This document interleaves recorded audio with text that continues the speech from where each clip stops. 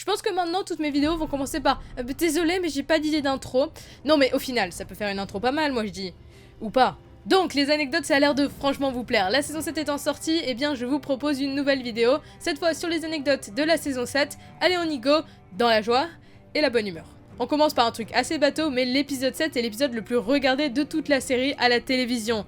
Et oui, tous ces gens réunis pour voir Billy chialer. C'est beau. Avec plus de 12 millions de téléspectateurs, il est suivi de près par l'épisode 5 de la même saison. On a eu une petite frayeur pour Kit Harington, aka Jon Snow, qui a failli tomber de la falaise sur laquelle il discutait avec Peter Dinklage lors de la scène de l'épisode 3. Merci le vent d'Espagne, l'acteur dira en interview qu'il n'aurait pas aimé mourir de cette façon. Tu m'étonnes. La bataille de l'épisode 4 entre Lannister et Targaryen est un espèce de remake de la bataille qui opposa bien avant la série Aegon Targaryen et Lorraine Lannister, dans laquelle les Lannister, comme ici, perdent la bataille. La différence c'est qu'ici, Jaime Lannister, le représentant des Lannister dans cette bataille, ne plie pas le genou, alors que Lorraine l'avait fait devant Aegon. L'épisode 4 justement est l'épisode le plus court de la série, ce qui ne l'empêche pas d'être un des meilleurs, et de prouver que Game of Thrones est la meilleure série de tous les temps. Rien qu'avec cette phrase, je sens que je vais créer un débat dans les commentaires moi. Lors de l'épisode 6, oui cet épisode renommé Suicide Squad par beaucoup de fans, eh bien l'idée de l'ours a été réfléchie par les scénaristes depuis la saison 2. Ils ont attendu la 7ème pour mettre ça en œuvre afin d'avoir les effets spéciaux adaptés. Dans l'épisode 2, nous voyons un énorme squelette de dragon. C'est celui de Balerion, l'un des 3 grands dragons d'Aegon, soit, mais ce qui est encore plus impressionnant du point de vue du tournage, c'est que les os sont faits en polystyrène. Ce truc a vraiment été construit pour la série et mesure près de 5 mètres de long. Il a fallu 6 semaines pour construire cette chose. Lors de l'épisode 3, Jon Snow dit à Tyrion qu'il n'est pas un Stark, comme il le répète assez souvent. C'est là qu'un dragon passe au-dessus d'eux, une allusion confirmée par les scénaristes sur le fait qu'il soit en réalité un Targaryen, mais aussi un Stark. Décidément... You know nothing. Jon Snow. La saison 7 est la seule et unique saison où Ghost, le loup de Jon Snow, n'apparaît pas une seule fois, au désespoir de beaucoup de fans. C'est vrai, elle nous manque cette petite peluche devenue grande. Trop grande. Encore un personnage entre guillemets qui va réapparaître quand le scénario le voudra. Bon, en réalité, il y a bien une scène qui fut filmée avec Ghost, oui, on nous ment. Cela aurait dû être une scène pour l'épisode 2, nous montrant Jon et son loup, mais elle fut sauvagement coupée au montage, nous laissant seuls, sans gentil peluche. Je pense que rares sont ceux qui n'ont pas remarqué ce caméo, mais le chanteur Ed Sheeran est visible dans le premier épisode de la saison. Le chanteur, sous les critiques des fans un peu trop violents, je comprends toujours pas pourquoi d'ailleurs, a décidé de fermer son Twitter quelques temps avant de le rouvrir. C'est pas le premier chanteur à faire une apparition dans la série. Durant le Red Wedding, on pouvait voir Chris Martin, le chanteur de Coldplay par exemple. Voilà, je place une anecdote gratuite.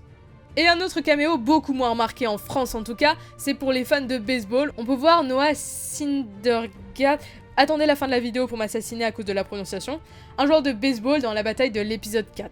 On connaît l'effet du karma dans Game of Thrones. Si Walder Frey s'est fait trancher la gorge comme Catelyn et Roose Bolton poignardés comme Robb, eh bien le personnage qui a compris que karma is a bitch cette saison, c'est bien sûr Peter Baelish. Sa mort est une référence à sa propre trahison envers Ned Stark il y a exactement 6 saisons. D'ailleurs, épisode 7, saison 7, j'avais raison, les vrais savent. Bref, il a trahi Ned Stark en lui plaçant le poignard sous la gorge, ici c'est Arya qui lui place le poignard sur la gorge et bye bye. Moi j'aurais dit une bonne décapitation, ça aurait été pas mal aussi. Il y a énormément de clins d'œil dans cette saison. Je vous invite à passer voir les vidéos qu'a fait mon pote Game of Theory. Oui, je vais faire de la pub pour lui, toutes mes vidéos. Mais il y a une scène dont je veux absolument vous parler, c'est la dernière scène entre Sansa et Arya dans l'épisode 7. Elle renvoie à plein de choses, mais 2 choses principalement. La phrase de Sansa. And the snows fall and the white winds blow. The lone wolf dies, but the pack survives. Est une référence à la phrase de Ned. Et enfin, la scène est un clin d'œil, une saison jusqu'avant, il y a pas si longtemps donc, à la conversation de Jon et Sansa.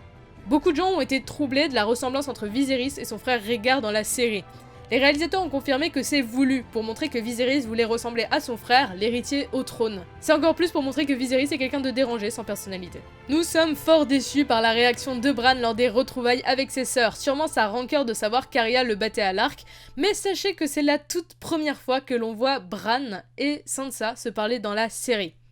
Quand même, ils ont attendu 7 saisons, alors que c'est des frères et sœurs. Normal. Lors de l'épisode 6, on voit un plan de haut sur les spectres. Les réalisateurs ont expliqué que c'était encore une référence aux spirales des enfants de la forêt. Un jour, oui, un jour, nous saurons ce que cela signifie. Non, ce n'est pas le nombre d'or.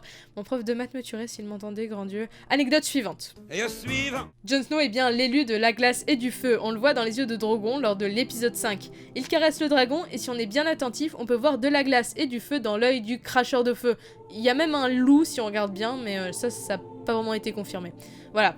Sachez-le les amis, en parlant de Jon Snow, que les acteurs de Bran, Baelish, Euron, Davos, Le Limier, Sam, Podrick et Vergris préfèrent épouser Cersei que tuer Jon. Enfin, quoique l'acteur de Davos est prêt à faire les deux.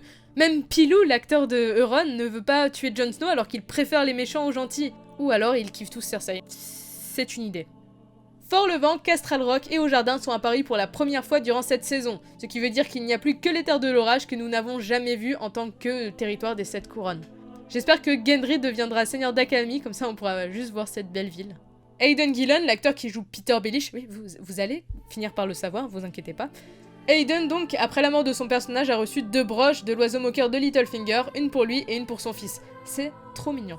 D'ailleurs, une pensée pour cet excellent acteur qui a joué la scène de mort de Littlefinger, bien que fortement ridicule, avec brio. Que vous ayez pleuré de joie ou de peine, nous n'oublierons jamais ce petit ange parti trop tôt. Non, en vrai, je déconne, bon débarras. C'est fini pour les anecdotes de cette saison. Alors, c'était 20 anecdotes, mais j'aurais pu rajouter le fait que le maquillage de Jorah, le truc qui a donné la scène très très dégoûtante, qui nous a tous donné envie de vomir, a duré 5 heures. Comme d'habitude, je trouve pas mal d'anecdotes sur l'Instagram de Game of Thrones Fact. C'est super, bien qu'en anglais, je vous laisse y jeter un coup d'œil. J'espère que cette vidéo vous aura plu, c'est toujours un plaisir pour moi de faire ce genre de choses. On se retrouve bientôt, comme d'habitude, au plus vite. Allez, bye tout le monde.